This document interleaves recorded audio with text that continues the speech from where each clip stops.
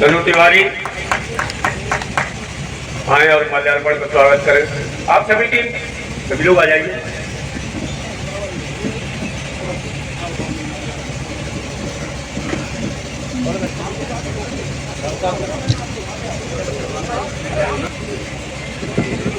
UP PCL के एई और JEE दोनों तिवारी जी आए और माल्यार्पण का स्वागत करें।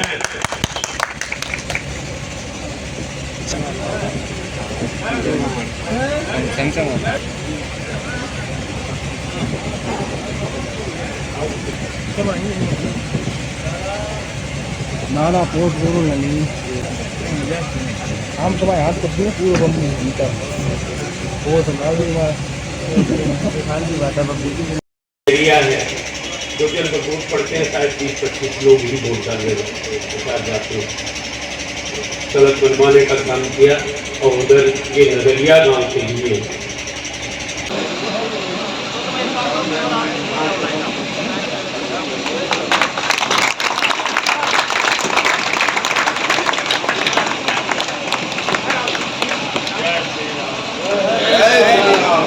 जय जय श्री राम, जय श्री राम।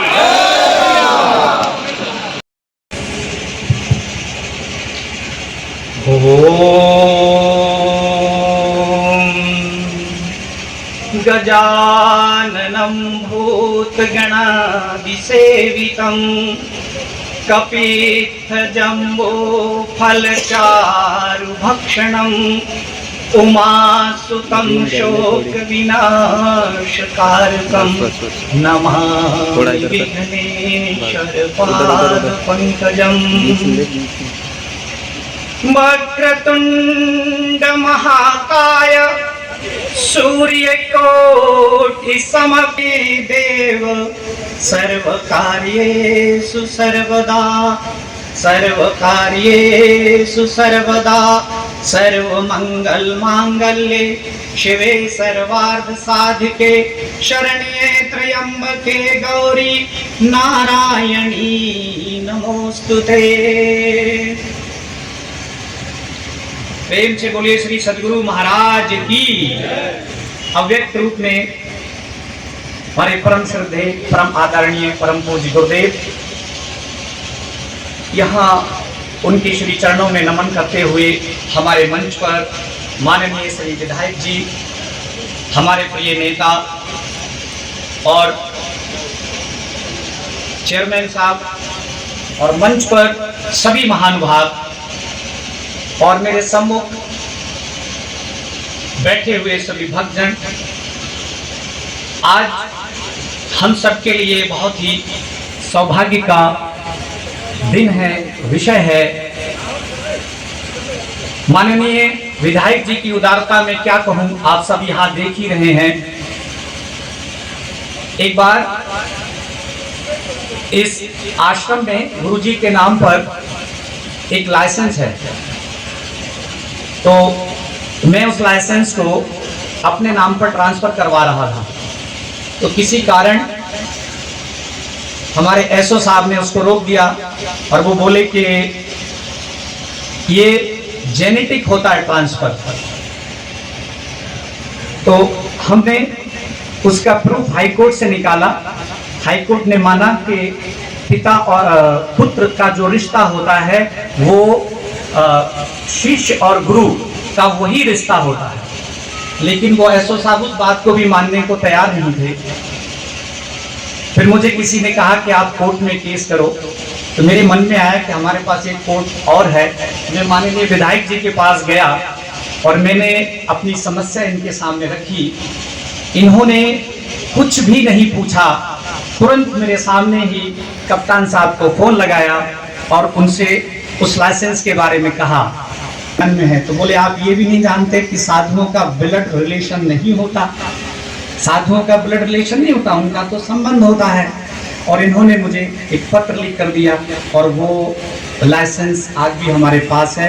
तो विधायक जी का क्या मैं कहूँ, इनकी उदारता तो हम सब बहुत भाग्यशाली हैं कि हमारे लिए ऐसे प्रिय नेता मिले हुए हैं और इनके सहयोग से और हमारे पर्यटन विभाग के जो मंत्री हैं उनके लिए भी मैं बहुत बहुत आशीर्वाद और धन्यवाद देता हूं।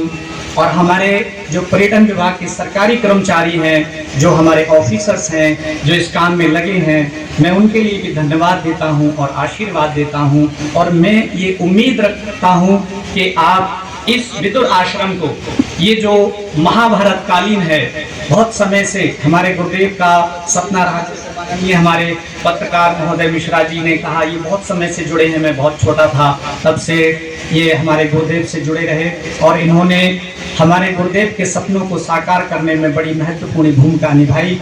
वो चाहते थे यहाँ गुरुकुल हो, हाईटेक गौशाला हो और ये तीर्थ बने, और उसी में हमने कुछ प्रयास किया और उस प्रयास का फल हमारे माननीय विधायक जी की उदारता आप देख ही रहे हैं। और आगे हम ये उम्मीद करते हैं कि ऐसे विधायक, हमारे जनप्रिय नेता हमेशा हमारे बीच में जीत कर आते रहें और ऐसे ही कार्य ये करते रहें। अभी हमारे मंच संचालक महोदय, इनका भी बहुत धन्यवाद है। इन्होंने कहा कि राम मंदिर बना, धार्मिक कार्य और भी हो रहे हैं और ये एक ऐसा स्थल है जो महाभारत कालीन से तो जुड़ा ही है। उसके बाद जब यहाँ इस तरीके का विकास होगा तो बौद्धिक विकास भी होगा। कुछ ऐसे कार्यक्रम यहाँ चलाए जाएंगे जिससे हमारे बुद्धि का विकास हो, मन का विकास हो, शारीरिक विकास हो और आपके जीवन में आने वाली कठिनाइयों का आप सामना कर सकें, क्योंकि मनुष्य जीवन है तो कठिनाइयाँ भी आती हैं। हम हर पल कुछ ना कुछ सीखते रहते हैं और सीखने के लिए हमें तैयार रहना चाहिए। तो जब हमारे पास कोई ऐसा व्यवस्थित अपनी बात कहने का एक हॉल होगा, मंच होगा या आश्रम होगा, तो हम अपनी बात कह सकते हैं। मैं एक बार गुजरात में था तो वहां पर एक आश्रम में मैं गया तो हर व्यक्ति अपने घर से एक मुट्ठी कोई अनाज ला करके वो वहाँ एक बर्तन रखा था उसमें डाल, बोले ये हमारी परंपरा है। तो शाम को लोग रोटी लाकर डालते थे। बोले हम मंदिर में खाली हाथ नहीं आते, उसके बहुत सारे लाभ हैं। हमारे घर में अन्न दान की वृद्धि होती है और दूसरा ये होता है कि हमारे यहाँ कुत्ते भूखे नहीं रहते, वो खाकर के गांव के चारों तरफ वहाँ चौकीदारी करते हैं और जो अनाज है वो खाकर पशु पक्षी जो है उनके बाजरा के खेत में या ऐसे खेत में जो है वो नहीं जाते हैं। तो बोले उससे हमारा नुकसान बच जाता है। तो वहाँ गायों को जो है जो बच जाता है उनका भोजन या छिलका, वो सब बाहर एक उन्होंने कुंडी लगा रखी है और मैंने देखा वहाँ बड़ी समृद्धि है। हमारे यहाँ इन सब चीजों की बहुत कमी है। तो ऐसे अगर आश्रम और ऐसी चीजें जब होंगी तो वहाँ से मोटिवेशन भी मिलेगा और आपका जीवन और हमारा जीवन सबका धन्य होगा। मैं पुनः सभी को, आप अपना कार्य छोड़कर यहाँ आए, हमारे माननीय विधायक जी यहाँ आए, जितने पत्रकार महोदय बैठे हैं उन सभी का मैं हृदय से आभार व्यक्त करता हूँ। हमारे पर्यटन विभाग के जितने भी अधिकारी हैं उन सभी का मैं हृदय से आभार व्यक्त करता हूँ। हमारे चेयरमैन साहब, जब भी मैं इनके पास गया या मैंने इनको फोन किया, इन्होंने तुरंत मेरी समस्या सॉल्व की, तो मैं इनके लिए भी हृदय से आभार व्यक्त करता हूँ। आप सभी का हृदय से आभार है। आप अच्छे कार्य करते रहें, इस जगत का कल्याण करते रहें, मेरी यही आशा और यही। माता की भारत माता की। महाराज विदुर,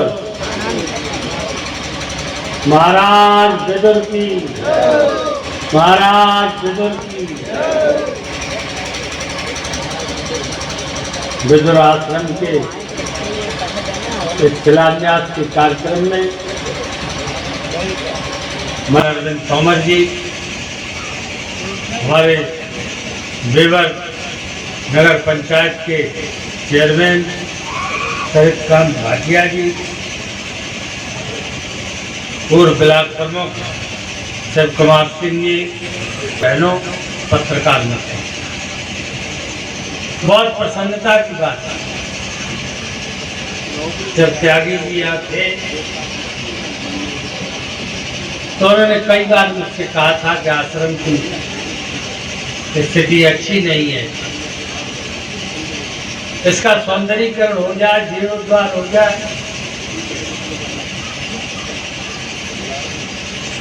तो अच्छा रहेगा। सौभाग्य से प्रदेश सरकार बनी और सरकार में हमारे जनपद के ठाकुर जयवीर सिंह पर्यटन और संस्कृति मंत्री बन गए। मुझे याद था वो त्यागी जी का आदेश, मैंने उनसे अनुरोध किया मंत्री जी से, उन्होंने कि भाई साहब आप लिख के प्रस्ताव दे दीजिए, मैं करा था। मैंने लिखकर उन्हें दे दिया और वो मूर्त रूप आज धारण कर चुका है। मैं पर्यटन मंत्री जी जयवीर सिंह जी को बहुत बहुत बधाई देता हूँ, उनका आभार व्यक्त करता हूँ, मैं धन्यवाद। और ये आश्रम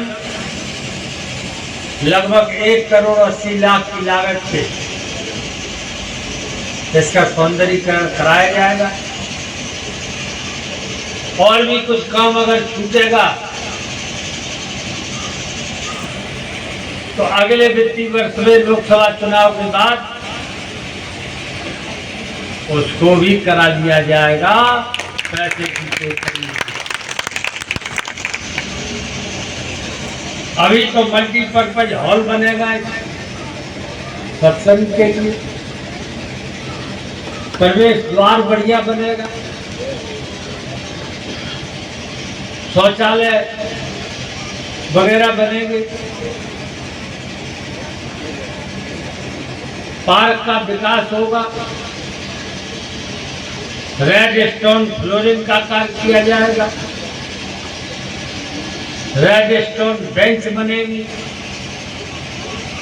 आगंतुकों के बैठने के लिए साइनेज बोर्ड बनेगा और डस्टबिन वगैरह लगाकर एक सुंदर रूप इस आश्रम को देने का काम किया जाएगा, क्योंकि इस क्षेत्र का ये प्रमुख धार्मिक स्थान है और धार्मिक स्थलों को सजाना संवारना ये हमारे प्रदेश सरकार का पहला लक्ष्य है।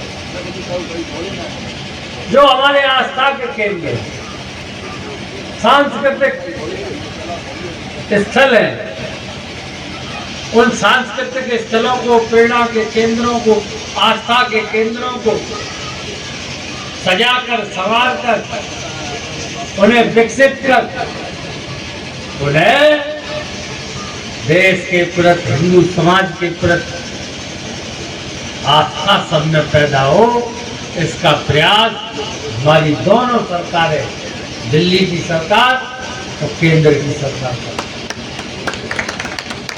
डबल इंजन की ये सरकार डबल स्पीड से काम कर रही है। 10 साल होने जा रहे हैं केंद्र की सरकार को। मंच पर बैठे, नीचे बैठे, सबका बहुत बहुत अभिनंदन करता हूँ। और इस प्रोजेक्ट को जो विदुर आश्रम के सौंदर्यीकरण का काम आज से प्रारंभ होगा, क्योंकि PCL के हमारे अधिकारी यहाँ होंगे, उनको भी मैं बधाई देता हूँ और उनसे कहता हूँ कि जितनी जल्दी हो